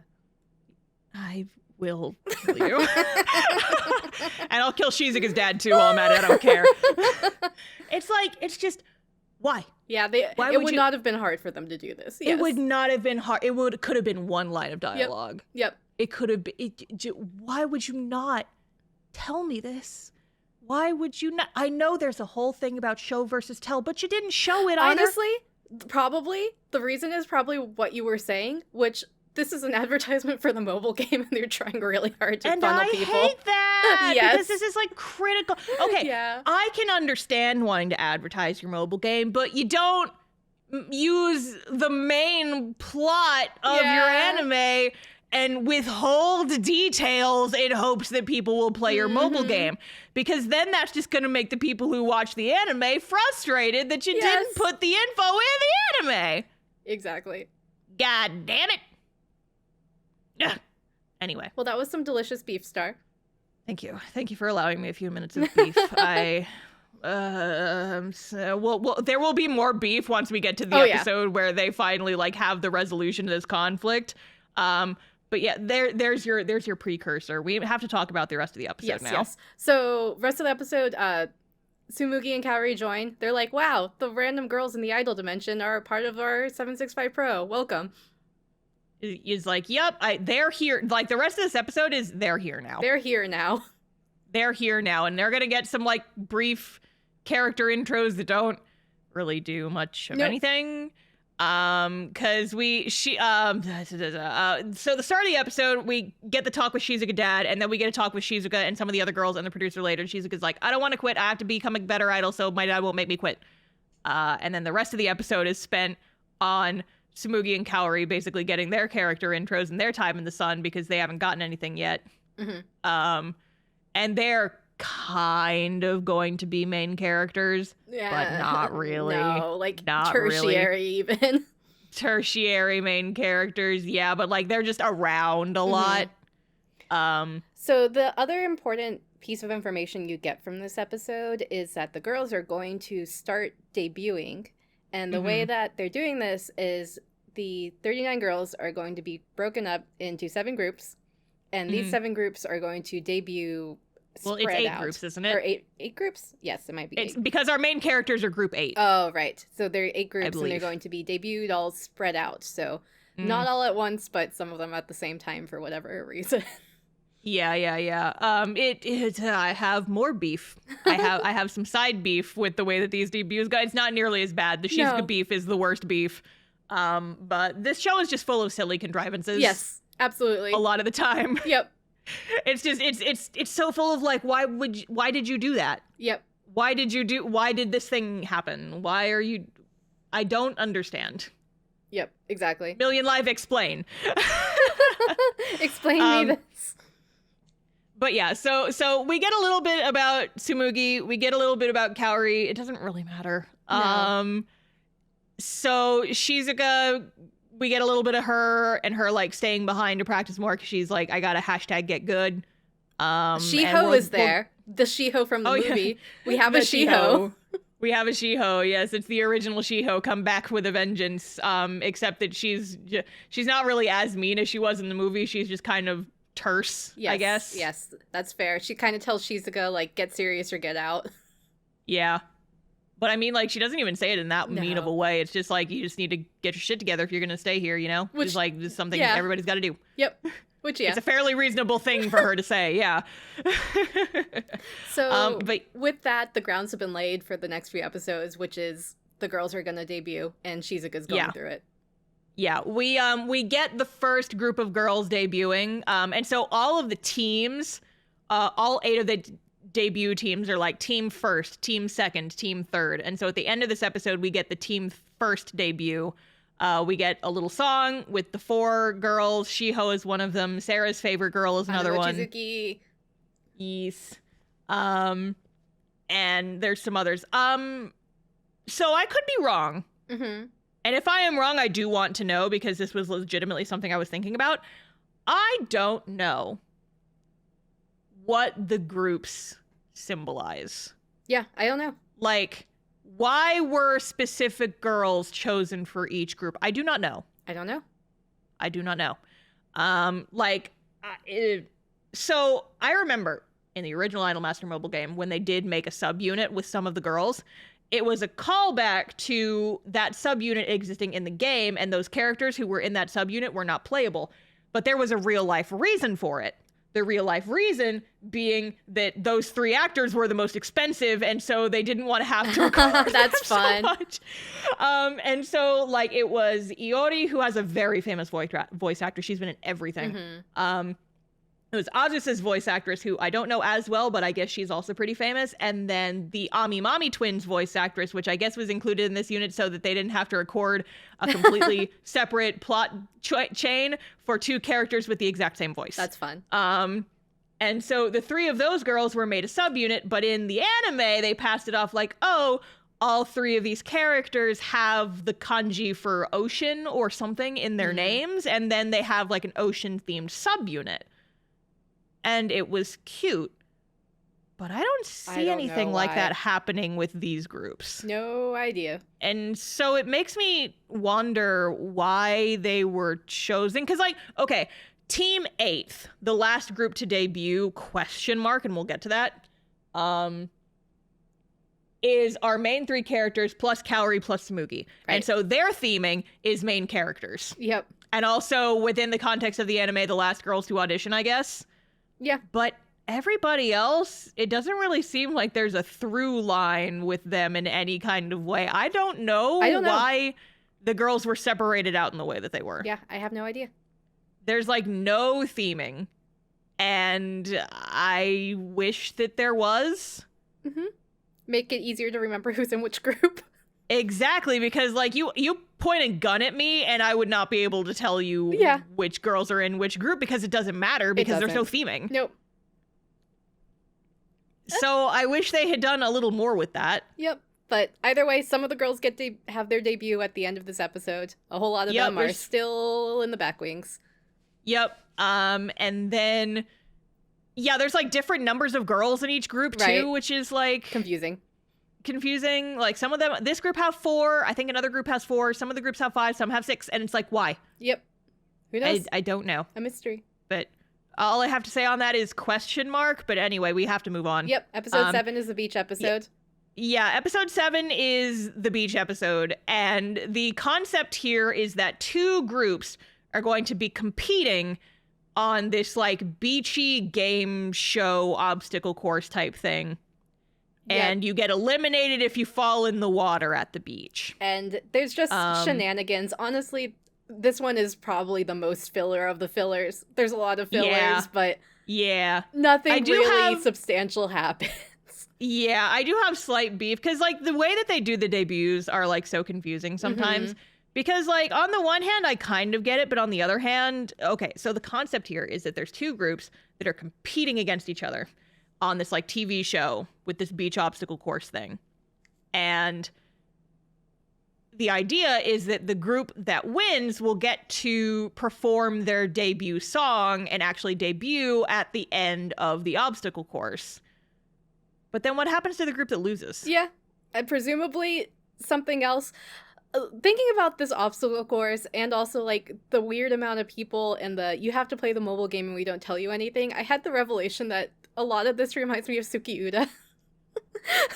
Which oh no, it's a horrible you feeling. Invoked but the yes, forbidden name, Sarah. I did. They even have the weird obstacle course island thing there. Yeah, we're there. Good golly, you're right. And it very much was one of those episode. You need to be familiar with the franchise for this to make any sense whatsoever. Otherwise, it just doesn't. Yeah, it's just like you get more of like some of the girls' personalities. Like there's the one whose personality is sexy. Mm-hmm. There's the one whose personality is Wushai Baby. Mm-hmm. There's the one whose personality is Beach. And that's Umi, and I do love her though. I do genuinely love her though. She's cute. Her job is Beach. My job is Beach. No, you're right.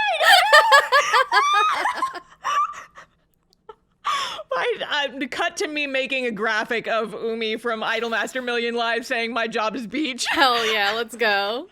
I love her so much though. I do genuinely.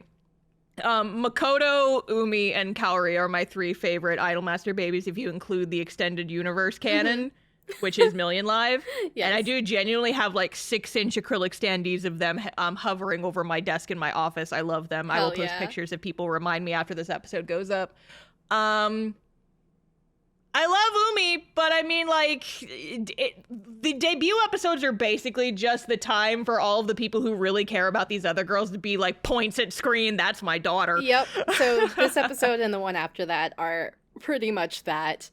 Yeah, although we do get the first appearance of the best character in the show in this episode. Chupacabra. And then no other. Chupacabra-kun. Who's like this weird fucked up little mascot Yeah. who's just there to cause problems. Yep. And I'm like, I know there's lore, I don't remember the lore, and so now there's just like this fucking mascot character whose just job is to kill people.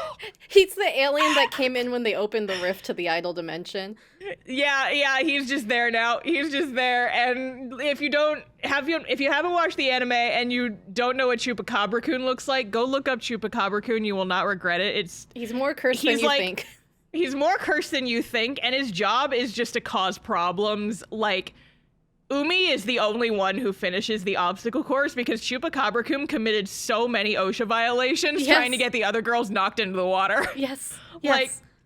Like when he's knocking girls off the rock wall, that's like a 50-foot drop. Yeah. Those girls are dead now. They're gone. They have died. They're gone. They are dead. They're straight up dead They're now. dead. R.I.P. Well, I mean, that'll make it easier to remember the rest of the girls then. I guess if there's fewer of them. Significantly less. Significantly fewer because they all died at the beach episode. Yep. None of them are wearing life jackets. I know, life jackets are not sexy, but they need to have life jackets if there's a risk of them plummeting to their deaths in the water. 'Cause I almost died doing something Idols like this. are I would have. indestructible. I mean, true. You are correct. That is true. But it's like, I legitimately almost died once. I had a near-death experience doing something similar to this. F. The only reason I did not drown was because I was wearing a life jacket. So the entire time I'm watching this episode and being like, these girls need to be wearing They're life dead jackets now. or they would straight up be They are dead. dead. Yeah. But it's okay because one of the characters' personality is Nurse, and she is there. Nurse who's uncomfortable with being sexy but has huge she's just badonka like honkados. Azusa again, but Nurse. She's Azusa, she got a perm. Yeah. And Nurse. Mm-hmm. Anyways, end of that episode, there's a song by one of the groups. The other group, who cares about them, I guess. Who knows? Apparently they debut also, but you don't see it until the final concert. Yeah, basically. You see, like, all of the quote-unquote loser groups, they all get to perform at the end of the series, so don't worry, you'll still get to see them do a dance number. But it's just, like, in the context of them actually debuting, does that just mean that they were, like, super nerfed? I guess so. And that, like, they had to do some kind of consolidation debut? Like, that sucks for them. Yeah, it super does. Yeah. So, but it doesn't matter, because they lost. They lost, And and they're dead Chupacabra-kun will now. feast on their bones now. They're all dead. Next episode, we have 2 more groups doing their debut. And this one is just... This is the our producer is incompetent episode. Yeah, this is our producer is incompetent episode because the concept here is that 2 groups will be debuting at the same time in different locations. And it's like, why would you do that? Uh-huh. Why would you do it? Feels like you're literally just shooting yourself in the foot for no reason. Because think about it. The only reason these girls have so much financial and fan backing behind them for their debuts is because people were fans of the original 13 girls who are now fans of the agency overall. The agency is debuting new girls, and people who want to see the new girls want to be able to go to all the debuts. Well, now they literally can't because the debuts are happening in 2 separate places. You're literally shooting makes no yourself in the sense. foot in regards to promotion, and it makes no sense. And so the group that we follow this time is the group that doesn't have the producer there, and in his stead, he basically tells one of the girls she's older, Konomi. She's one of my other favorites. But Yeah, I know you like her. I like her. But she's older, so she's like, I'll be in charge. I'll do your job while also being an idol, which... Yeah, she and it's funny because she acts so much like Ritsuko, and she also has braids like Ritsuko Yeah. does. It's like braid means that you're gonna be a producer. Yep, exactly. You're gonna take a producer role in the show. So when things go south, she tries to take over. She gets inspired by remembering the words the producer told her when he scouted her, and they are able to use their idol skills of they're one-note personalities of this group and have Yep. a concert that is successful in the end, basically. Yep. Okay, so I know we're talking about, it's like, yes, it is just an opportunity to show off some of the other girls and how, like, this is their personality trait. I actually did really like this episode. It was cute. It was very cute. So the basic idea is they've got a group of girls. One of them is a former child actress, and like one of them is something else. Just a mix of personalities. And what happens is they go to their concert. They're going to do a series of concerts on stage at a theme park, but they get there, the stage has flooded. But so instead they move their debut concerts over to this like one stage that you can tell has been in disrepair for a while. There's like literally a giant hole in the stage. And because it's so out of the way, no one goes to it. And so what they end up doing is they write a script for a silly little skit. Yep. And they use it to, like, they go and do this skit just out in the park, and then they drag a whole bunch of people over to the side of their stage, and then they finish their silly little skit, and then they have an audience for when they actually do their performance. It is something that should not have needed to happen. No, it did not need to happen. But, I mean, I get it's still cute, It's still though. cute. I Honestly, did still enjoy this like, episode. That's definitely true, too. Like, even the beach episode, it was a bunch of filler. I still thought it was cute. Would I think was it was still cute cute, if I though. knew nothing about the Idol Master franchise or had not played the mobile game? No, I would just be Not confused. really. But Yeah. But it's just like, it wasn't bad. Like, it for an advertisement for a mobile game, like, yeah, it was cute. Like, for these girls that we don't have a whole lot of time to get their personalities on the page, it wasn't bad. Yeah. It was a cute little episode. Honestly, I kind of liked it. how I would pin the whole series is it's fan service, but not in the way of like titty shots, right? It's fan service in the way where it is very clearly made for fans and fans of the franchise, and they definitely cater to who they know their fan base is. Yeah, and I mean, you could say that about Idolmaster as a whole, Right. honestly, because I remember watching the original Idolmaster anime. We talked about this, but I stopped watching after like the second or third episode because it was just like, it was so obviously meant for people who already knew about these characters, and I Right. didn't. And so I was just like, I kind of hate this actually, and I stopped watching it. The only reason I came back to it was because I had a knitting project and I needed something to watch. And so I started watching again, and then by episode 6, they had finally like dragged me in enough that I was interested. You found But yeah, more I from mean, it's just like there's not really enough there if you're not a fan of the characters already. But if you are, it's a fun show to watch because you get to see your girlies on the screen and it's cute. exactly. And you actually get to understand what they're saying if you're one of us non-Japanese speaking plebs and you just play the mobile game in Japanese and don't know what any of these girlies are saying. There you go. You actually get it with subtitles, unlike anything else Idolmaster related. Come on, localize your stuff, Idolmaster. Namco, give me the Idolmaster translation patch for English. I am on my knees strangling you and dragging you down to my level. Give it to me. So, next episode 9. Episode 9. So, I think this is very much a culmination of that feeling of this show was made for a lot of the fans of the franchise already, I would say. Yep. It gave me the Doki Doki feelings. It would not if I didn't know anything about Idolmaster. Yep, because this is finally where we get some legitimate screen time with the original girls again. And not all of them, just a handful of them, really. But my baby is one of them, and so I am fucking feasting over here tonight. Makoto, my queen, my daughter, my princess, I love you so much! Ah! There she is, points at her. Points at her! What happens is all of the other groups, except our girls, have done their debut. The last group debuts on TV, like you see like a little tiny mini clip of them performing.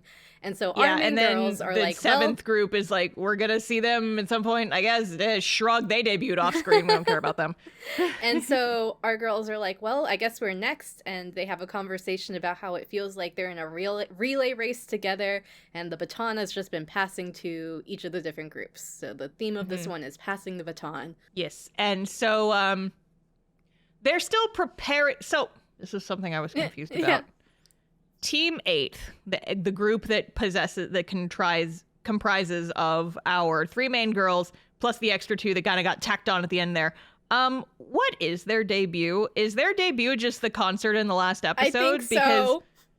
because this is like the last time we hear about their debut, and then the concert at the end happens, which is supposed to be like the debut for the entire theater and the entire project as a whole. So I'm like, I guess that's their debut, but that kind of feels like they got shafted a little bit. It's like having your birthday on Christmas. Yeah, no, that's exactly what it feels like. And it's funny because, Sarah, if you actually look, that concert in the last episode takes place on Christmas, so that's actually it's their extremely birthday accurate. on Christmas. It's like having your birthday on Christmas. You have your concert, the theater debut is the same day as your debut. But I don't know, it just feels like they kind of got like shafted a little bit. Yeah. It's like, oh, that's a kind of a bummer for them, but I guess we didn't have screen time for it because we had to do the beach episode. Right. But yeah, so they're in the midst of preparing for their debut that may or may not actually end up happening. But they get tasked with being backup dancers for the original 13 girls because they're on like a countrywide tour right now. And so they're like, hey, we need backup dancers. And like, shouldn't you have already had backup Did all of them get food poisoning? Why are you asking so last minute for these girls? Weird contrivances. Anyway, they go up to Hokkaido for a couple of days. So they can be the backup dancers. And I wrote in my notes, my daughter Makoto, she's here. So we have Makoto, we have Mirai. There is Chihaya, Miki, and... You said Mirai, I think you meant Haruka. Oh, Haruka, oops, the same. And there's also Yukio. So Iori Yukio there. and Iori is there, yeah. So it's 6 of them. Yes. Aside from these 6, we basically don't get any voice lines for any of the other main girls, and I kind of feel bad for fans of the other main girls. I wonder if it is for similar reasons, like you mentioned, Star. Like, we don't have the budget for them right now. Honestly, maybe not. It's possible. Who knows, really? Or they just didn't have the screen time, which would also make sense. Yeah. Oh, well, I guess Ami and Mami were kind of They did in have the a beach line. episode because they were like Presenters for the TV show. But yeah, it's like Takane fans, Hibiki fans, Ritsuko fans. Fuck you guys. We never see them. Don't hear them. But yeah. So the rest of this episode is kind of like them practicing for this eventual performance and then the girls talking to their clones. Yep. And getting a little bit of character development from that. So Mirai and Haruka have a conversation about how much they like being idols. Yep. And that's about it. And when they stand next to each other, they really do look like twins. Yep. It's very funny, actually. And then Chihaya and Shizuka talk about being the blue character and how they talk about Shizuka's daddy issues. And Chihaya kind of encourages her to deal with her daddy issues. And the Tsubasa one is so funny. Yes. So Tsubasa tries to get Miki's autograph because she's like, I'm basically Miki. I love her. I need her autograph. She goes No, it's so funny because Tsubasa is canonically a fan of Miki. I'm like, of course you'd be a fan of her. You are her. So she goes and finds Miki, and Miki is practicing in like a room and it's dark, so she's like looking at her own reflection in the mirror to practice her dancing. And then Tsubasa's like, hey, how did I do? Did I do good today? And Miki's like, yeah, you did good, but so did everyone else get good, basically. Yeah, no, Miki just gives Tsubasa this fucking ruthless soul read, reads this poor girl for filth, and I paraphrased a little bit, but the line is, you need to work harder or the others are going to surpass you pretty quickly. And I'm like, are you seeing a little bit of yourself in Tsubasa, maybe? Because, like, wow, damn. It was harsh, but it was like, oh. Harsh but true. Harsh but true. And so this gives Tsubasa confidence issues. And by confidence, I mean a smidge of character growth finally. Yeah, doesn't become a big thing. Yeah, it's not a huge thing, but it's just like it's again, it's the potatoes without the salt. It's like it's not a lot, but it's something, I guess. Tsubasa has confidence issues for the rest of this episode and then kinda sorta for the rest of the anime, but it doesn't really come up again until the last episode. Not really. And it's just like, because Tsubasa's whole personality trait is that she's good at everything always. And then she finds out that her idol, literally and metaphorically, thinks that she's not, like, she's good, but she needs to actually, get better. I wish they had gone a little more into that. Yep. But we don't have time for that. And so it's pretty bare bones. Yep. It's not as frustrating as the Shizuka daddy issues, but I mean, it's something. Yeah. It's more than Mirai gets. Yeah. Which, I mean, is like stepping over the limbo bar, right? But I mean, like, geez. the other thing that is cute is you also get our old producer and our new producer talking to each other too. Uh-huh. So the overall feeling of this episode, and I know we say it's the girls talking to their clones or the producer talking to his clone, but it really Mhm. does give the overall feeling of like this is our next generation of Idolmaster, and we are passing the baton. So it's done in a way where they know what they're doing. They know that the show knows they're talking to their clones, right? Yeah. But it's very much to tell the audience like, hey, you like the old girls. If you if you liked Haruka, you're gonna love Mirai. Like it's very much basically pass the torch. Yeah, along. yeah. hmm Yeah, it definitely gives that feeling. And I mean, that is even a conversation that kind of gets had Right. with some of the other girls who are not like the main characters. Where they're just kind of talking about, it's like, yeah, we had a lot of the same issues when we were like newbie idols starting like you guys, but you know, you learn and you grow and you get better as you practice. And it's like, oh yeah, that's true. hmm They had this exact same conversation in the movie, but it's okay because it's cute and it's here again. Yes. And also now we have a little bit more of an equivalent of who our new main characters are for whatever franchise. Yeah. I don't know. It's like, I don't hate it. It's just it's a little contrived, but you know, it's cute. Mhm. And I got to see my baby girl Makoto again. Yeah. And then it's the time for the concert. Mhm. And this is when I was like, oh, I have feelings because their concert song is they sing Ready. They sing Ready, which was the big finale song from the first anime. Mhm. And And is our call for our podcast? yeah, we're like literally, are you ready? I'm a lady. That's the intro to our podcast. The song gives us feelings. It gives us feelings.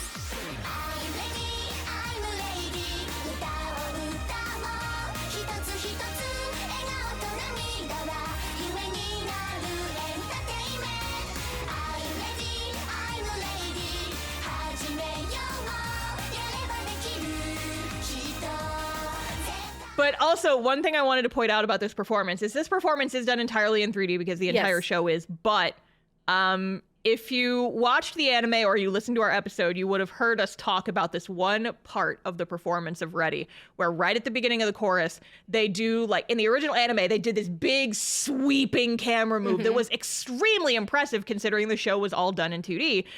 In this version, they do the same camera move, but they've got the new characters in it now, along with the old, and it's so cute. It's so cute. Yeah. It's adorable. I loved it. So it very much gave you the, oh, it's the new generation of girls. We're so happy for them. They're singing Ready. Cute. But yeah, it was also really cute because there was a bit at the end, like the start of the second chorus right after the bridge. I don't know song terms. I may have gotten that wrong. The backup dancer girls actually do get to sing a portion of the song just by themselves, and it's adorable. We love it. It's so cute. I loved it. It gave me the doki dokis. And I will say overall, I think that the show knows it too, but they know that their animation is good for the 3D, and they know that their strong point is in the concerts. So when they show concerts, it seems like they put a lot of work and rendering into them, and they show whole songs a lot of the time. And it shows. The concerts are great. Yeah, it's nice. It's pretty. You can watch this concerts in isolation on YouTube. So if you haven't already watched the anime or you're not planning to, go at least watch the concert scenes because they are genuinely good. But end of episode. We get a little tiny conversation with Miki and Tsubasa, and Tsubasa's like, did I do good, senpai? And Miki's like, yeah, I guess, but, you know, you still have a lot to learn. Haha, character development, get wrecked. But then Chihaya goes up to Shizuka and says, I want you to perform with me at this thing. Sing for me, angel of music. Oh my God, Sarah, no.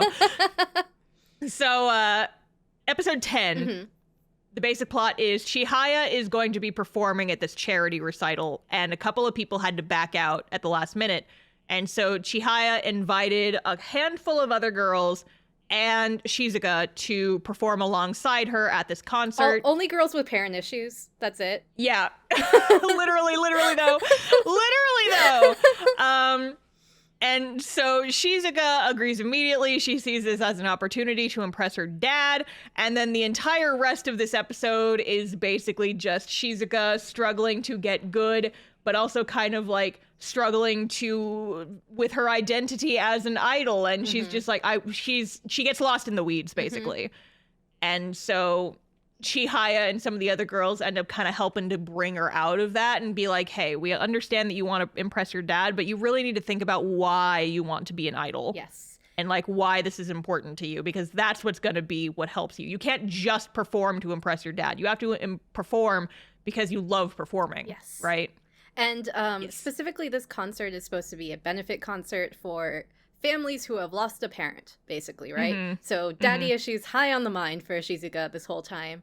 Oh, yeah. And then the way she gets to that mind space is there's a family there, a mom and her two kids, and Chihaya sees them playing there, like before the concert. They're just checking out the space, and she's so moved, Yeah. she starts singing, and then the other girls, including Shizuka, come and sing up alongside Chihaya.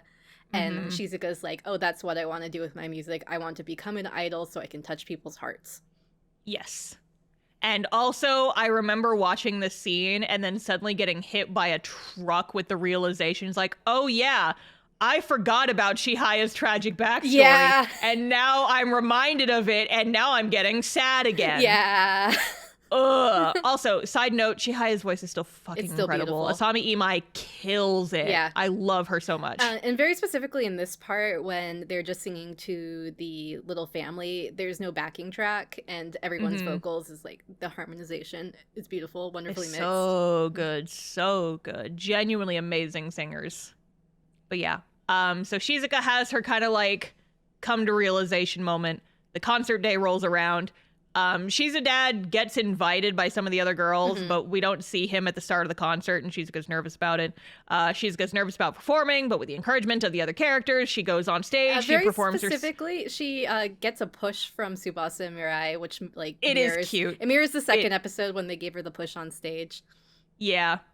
And she like asked them for it too. She's Yeah. like, can you guys give me a push? It was a cute pretty little cute. moment. It was cute. But yeah, so she goes on stage, she performs her song. It's a real tearjerker. The song is called Gift Sign. I don't think I'd ever heard it before this. 希望のように響くことをそう私がありふれた日々過ごすことを喜ぶ気配がするのだから The annoying thing is that I feel like this would have been much more emotional if Crunchyroll put subtitles on the music. Yeah, please add Crunchyroll. subtitles. Subtitles for the music, please. But the most important thing about this concert is that she sprouts wings. Yeah, it's diegetic. Everyone is reacting to her having wings. It's the idol magic. It's the idol magic. There are feathers everywhere. She is glowing. Literally glowing. Literally glowing with these angel wings on her back, and everyone is reacting like they can see it. It's Yep. the idol magic. Yep. Idolluminati confirmed. Illuminati confirmed. But yeah, so at the end of the episode, we see that Shizu Dad was actually in the Wow. audience, and he sees his daughter singing, and he comes up to her after the concert, and he smiles. Yeah. Shizuka's basically like, did you see my concert? And Dad's like, smile. Smile, and she takes that as confirmation that all of their problems are solved and their daddy issues are over. And here comes the beef. The beef. It's the second course. It's the second course of saying beef. You don't like the fact that he never says why he was upset, and the only thing that he needed was for Shizuka to sing for him, which he already has heard before? Is that what you're saying, Star?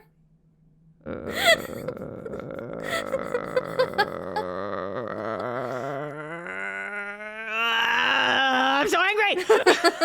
Smile. Damn it, Sarah. Okay, so I already gave you guys most of the beef at the start. This is beef reprise in parentheses. Leftover beef. Leftover beef. It's been in the fridge. It's cold. But it's such an emotional moment to the characters, and I wish I could have also been emotional, Yes. but I wasn't, because we don't understand. We don't know why we should care. Like, Shizuka's daddy issues is literally just like her dad doesn't want her to be an idol because of insert reason. And he hears her sing one time and he decides that, okay, I guess she's good enough. She can keep being an idol. Smile. It just feels, smile. Yeah, it just feels so undeserved, this victory. like this had the opportunity to be as good as Chihiya's thing in the second season of Original Idolmaster. This had the opportunity, and I feel like it was trying to be something similar to that. But it just wasn't, because they didn't follow through with it. And honestly, I feel like it's the same problem where we had these 2 filler episodes in the middle with the other groups debuting. We didn't need them. Like, I get that the show was like, we want to show everyone's favorite girl or the fans will riot, but also it made it a worse show. Yeah, it's like, okay, this show exists on a spectrum, I think, where one side is show that is very alienating to people who don't know the characters, but great for people who are familiar with the franchise. And on the other side is a show that's great for general viewers, but doesn't give you as much if you're invested in the storylines of the other characters that you want to see. And this show would have been, honestly, better if they had stuck really hard to one end. Like, if you're gonna alienate the people who aren't familiar with your show, at least do a good job about it and give the fans what they want. And if you're not gonna give the fans what they want, then make it a good anime that people who want to watch this show can come into and enjoy even without being a fan of it. They were very wishy-washy. They kind of took the coward's way out and just walked straight down the middle, where the fans of the girls, they get something, I guess, but it's not a lot. And the people who are not familiar with the series don't get enough character development for this to be satisfying if they're not already familiar with the characters. Exactly. And it's just like, no one wins in this scenario. And I mean, I don't mean to make it sound like this was the worst show in the world. I genuinely don't think that. I think it was a fine show. It's a fine show for people who know something about the franchise. But it's just fine. Yeah. Right? Exactly. Like, I remember how emotionally devastating Chihiya's arc was. I remember how emotionally devastating Uzuki's arc was. Granted, both of those shows got second seasons. Sure. But I know they are capable of pulling this kind of stuff off, and they just whiffed it. Just get a little bad. Just a little smile. Just a little smile. And it's just like, I compared this again to like just a bowl of potatoes, right? It's like, even if it has no seasoning, there's still nutrients in the potatoes. It will still fill you up. It still is a meal. It's not like a healthy meal, and it's not a tasty meal by any means, but it's still a meal. But this would have been so much better if it had at least some salt on it. Yes. At least, and that salt is Shizuka's dad's reason for not wanting her to be an idol. Because it's so frustrating we didn't have this. Now, the one asterisk I will put on this. The one asterisk is it could have been a whole lot worse. Oh, it's true. It really could have. Because I am still angry about the thing with Yamato's dad in Idolish 7. I was thinking about that as I was watching it. I was thinking about that. Every time I think about Shizuka's daddy issues, I think of Yamato's daddy issues and how much worse that was presented in the show. And I'm like, well, you know what? At least we get to see Shizuka and her dad interacting and solving their problems on screen. So it could have been a hell of a lot worse. Could have been worse. Episode 11. We're almost done. We're almost done. So I like how we restructured our podcast so we didn't have to spend as much time going into detail on every single thing that happens in every single episode. So that way you can go a little bit longer on your beef. Well, that's what I'm saying, right? It's like we did that so hopefully the episodes would be shorter and easier to edit. And this is still gonna end up being over 2 hours probably.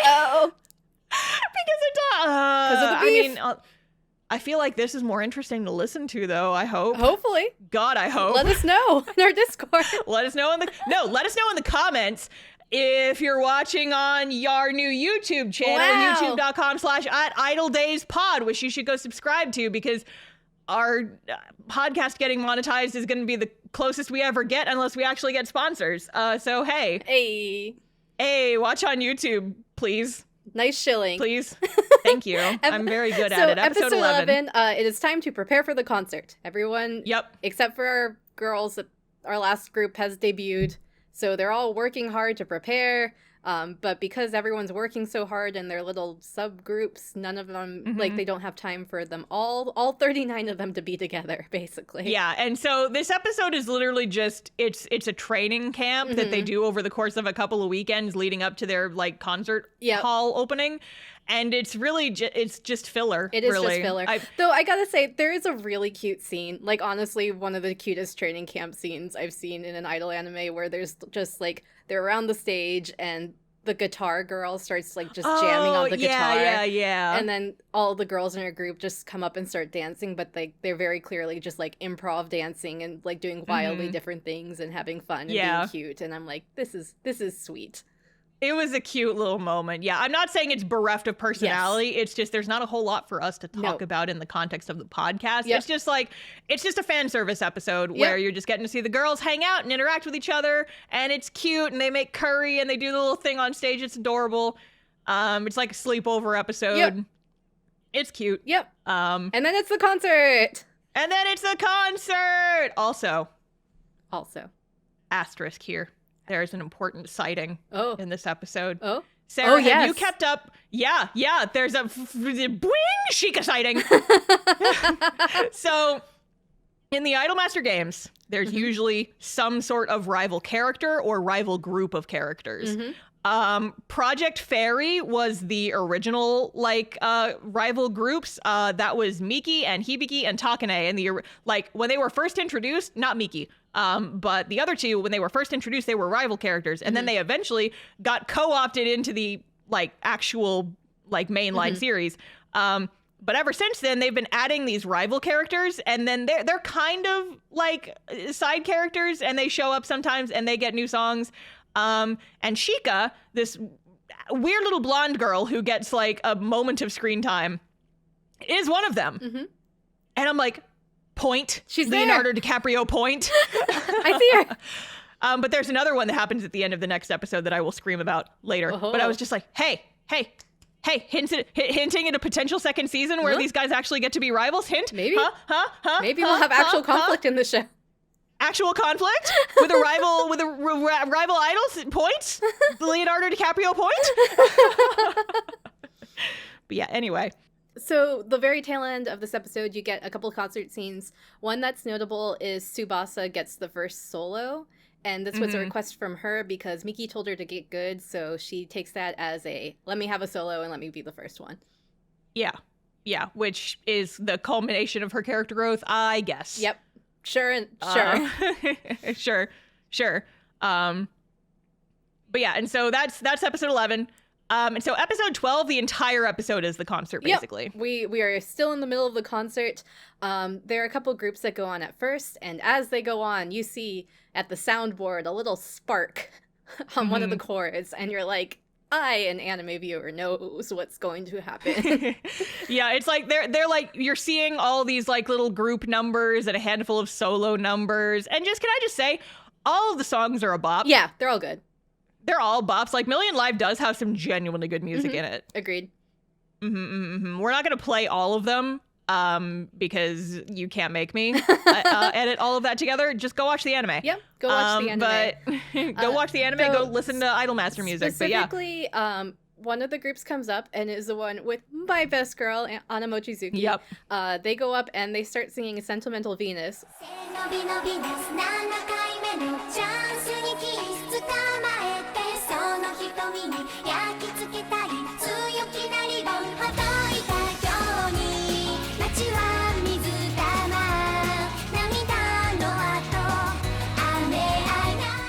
It's funny because that's a meme song in the game. Very specifically, yeah, because it's timing-wise, it's the shortest song in the mobile game. So when events happen, people spam that song over and over and over again. So the fans know the song really, really well, especially Japanese fans. It's one of the ones where people know the lyrics by heart. It's a good song, though. It's a good song. It could be worse. It could be a terrible song. I've played it hundreds of times. Of course you have. Because you gotta get a high event ranking. Do you still play the mobile game I was very playing much? it earlier today. Nice. Yeah, no, I haven't had time to play mobile games much at all. I basically only log in for free rolls these days. I will say, for anyone who is interested, there is actually a really strong going fan translation group. It's Mirishita_en on Twitter, or X, I guess, and they share a lot of the No, translations. of Sarah, events. don't call it X. Don't call it X. It's Twitter. We all know that it's Twitter, Sarah. Yes, and I think they have their own Discord, but they do share translations of a lot of events. They're usually, I think, like half a year behind, and they pick and choose, especially catching up to older ones. But there are translations out there. They're fan translations. Bandai Namco is not giving us anything yet. Nope. Feed me, Namco. Feed us. God damn it. God damn you. But anyways, in the middle of the shortest song in the discography, the power goes out. Of course it does. Womp Mark it down on your bingo womp. sheets. Our group singing Sentimental Venus does finish the song with the help of the audience because they all know the lyrics because they've all played the mobile game. Say no Venus. It is a good song, though. Yes, and the audience sings along. It's very cute. Mm-hmm. But backstage is chaos. Because everyone's like, what happened? Something must have short circuited to get the audio back on. And then like the audience like all holds up their pan lights and they're like cheering. And it's like, come buddy, you could do it, get the lights back on. And then eventually the lights do come back on because the idol magic. Yep, idol magic. And I think the point of this was showing that the girls are powered by their fans. The fans are very important. And also it's the show acknowledging that you as a fan are important in the show too. And with your magic, these girls can continue to sing and dance for you. And they do. We get little mini solos from Sumugi and Kaori. It's their image Sumugi's songs. song is a banger. It's really great. 吐き出す海は泡の模様決してあなたの心に届かないの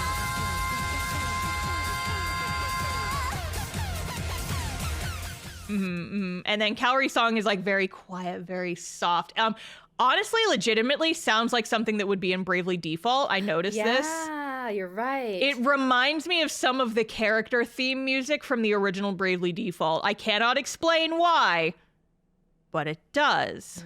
The vibes match. Vibes match. どこまでも高く雲を払って風のように飛んで行けるなら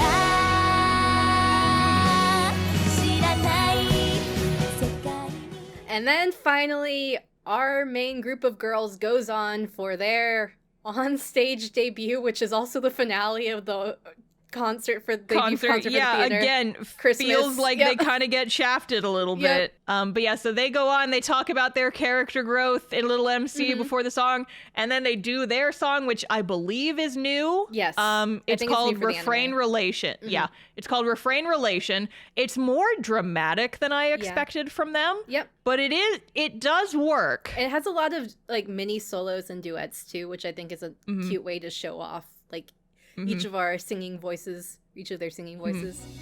奇跡に100万回だってリフレイしてくリレーションのバトンがつなぐ胸の熱い感情知らない私に出会いあったの扉を開い未来を何度だって歌おう And then they get shafted again halfway through.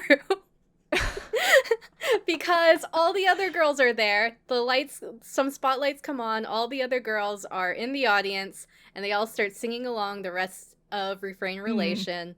And then the house lights come on and confetti drops. And honestly, if I was there in the audience, that would be like the hypest ending to a concert.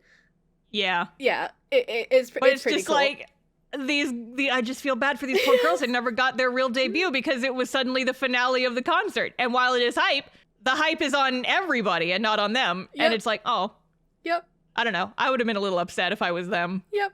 Not too much, but a little bit. Yep. But yeah, after the concert, all the girls go up on the roof in the snow and It's they all just like stand in a Love Live. circle.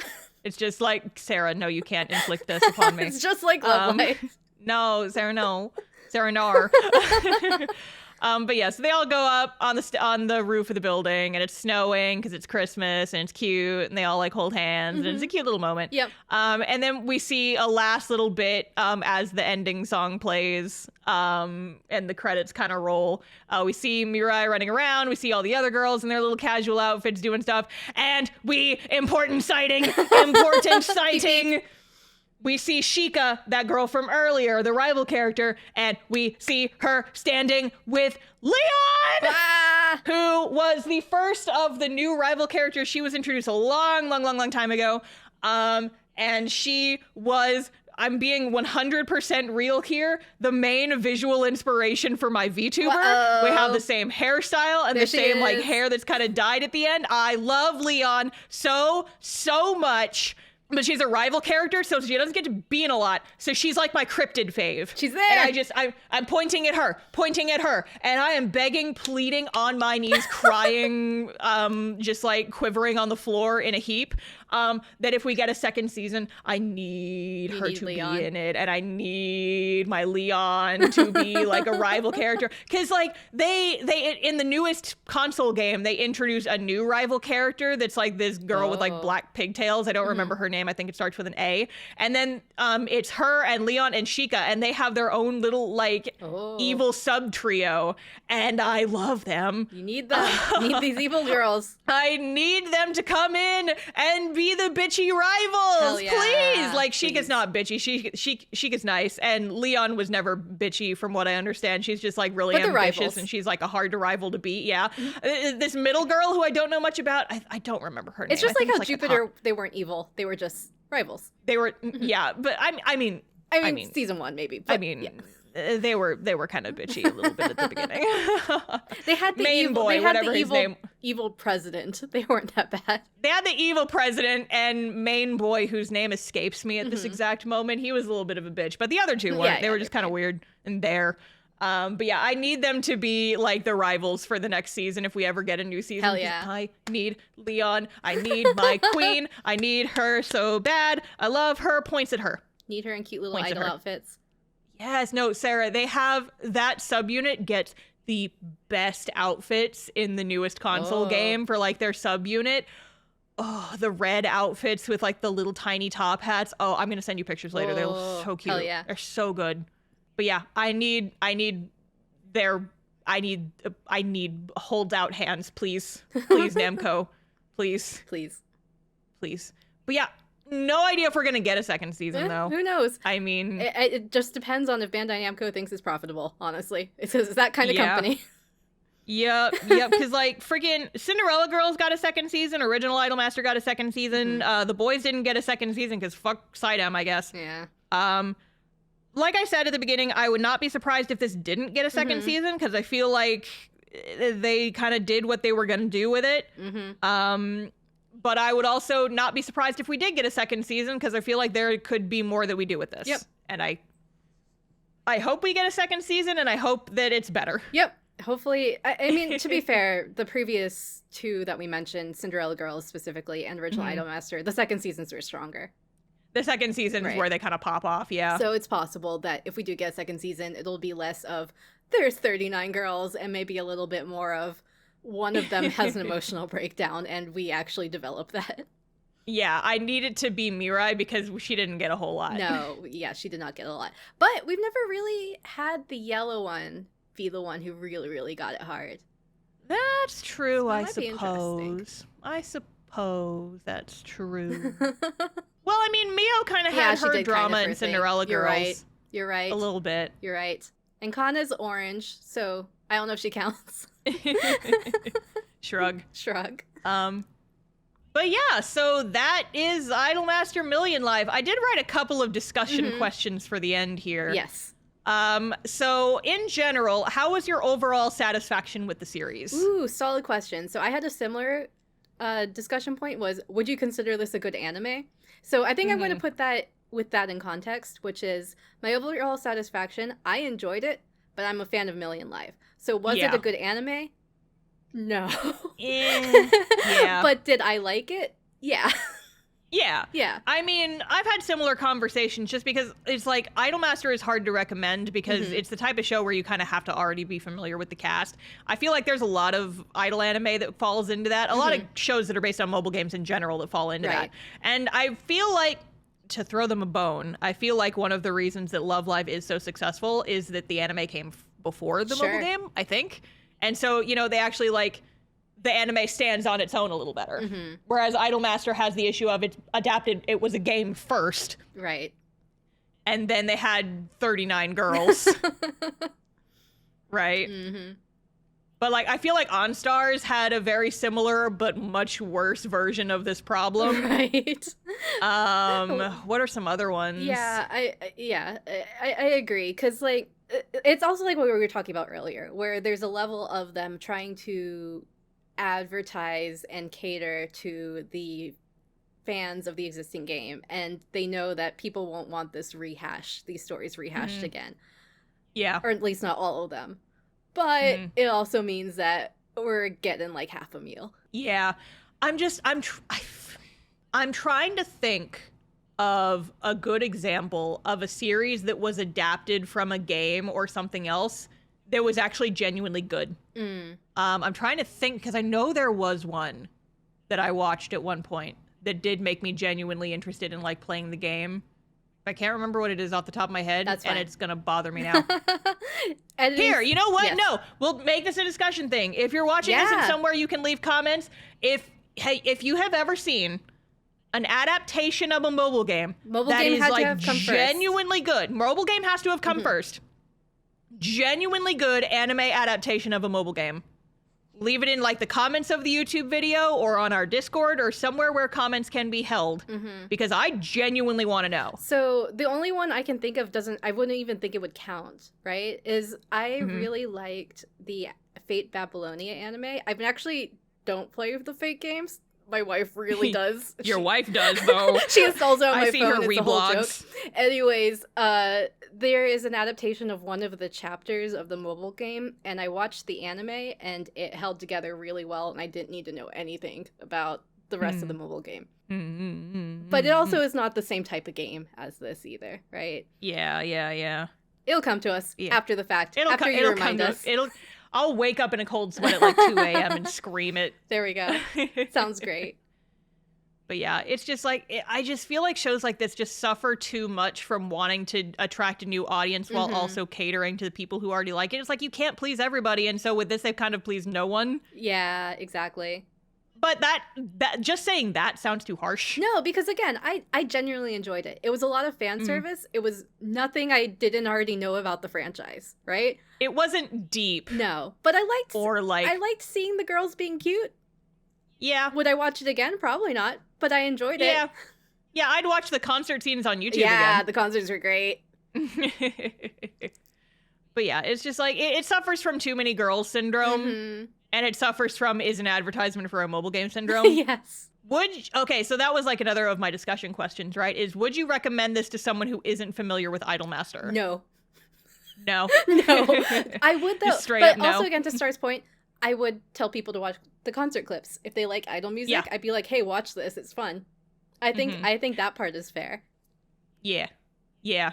Because like the music is really good. The mobile game is really fun. Like if you put Cinderella Girls and the Million Life mobile game in a pit together, Million Life wins every time. I feel like they added so many like quality of life changes that the Cinderella Girls mobile game didn't have, at least back when I played it. They may have gone and fixed things later. Sure. I don't know. I haven't played that game in like 10 years. But the Million Life game is genuinely fun to play, even if you can't understand anything that's being said. Mhm. Once you figure out how to navigate the menus, it's pretty easy. And the graphics are really good. Yeah.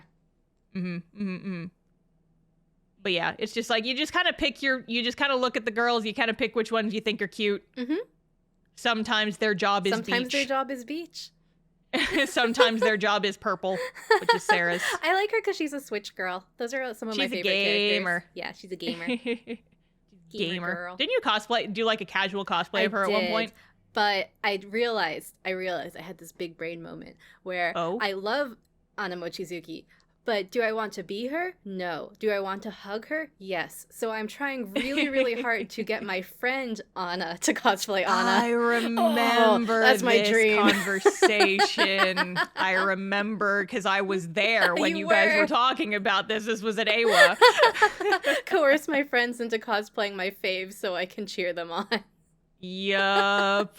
And then I have more people to cosplay Idolmaster with. Wahoo. Hee hee hee. And you can be Beach. But yeah, I think as the rest of my discussion questions have pretty much already been talked about, like throughout the episodes. Like, what were the weaknesses and the strengths of the show? Show suffers from too many girls syndrome. What are some ways this could have been fixed or improved on? We kind of talked about that already. Do you think we're gonna get a second season? And if you do, what do you think should happen in it? / what do you think will happen in it? So I honestly don't think there's going to be a second season. I feel like Idolmaster as a series they've been making a lot of really strange business decisions recently, like shutting down Sidem, right? I know Yeah. that Shinimas is probably going to is going to be getting an anime and a rhythm game, if I remember right. So I don't know, at least not anytime soon, right? Because it seems like their focus is shifting away from Million Life a little bit. And Already, and yeah. like it's yeah, and also this Million Life anime was announced a few years ago. I think it took them a while to develop it, and I imagine just from how long ago they announced it to when it was released, I imagine it probably ended up costing them more than they expected or taking them longer than they expected, because I can't see any other reason why they would have announced it so long ago. Yeah, that is a fair point. Yeah. Yeah. And I mean, like, the ending did feel like a satisfying ending for an anime. Yeah. And so, like, I don't think it would be out of the ordinary to not get a second season. I feel like that this first season stands enough on its own that it doesn't really need a second season to follow through on anything. But if it does, we want to see Mirai suffer.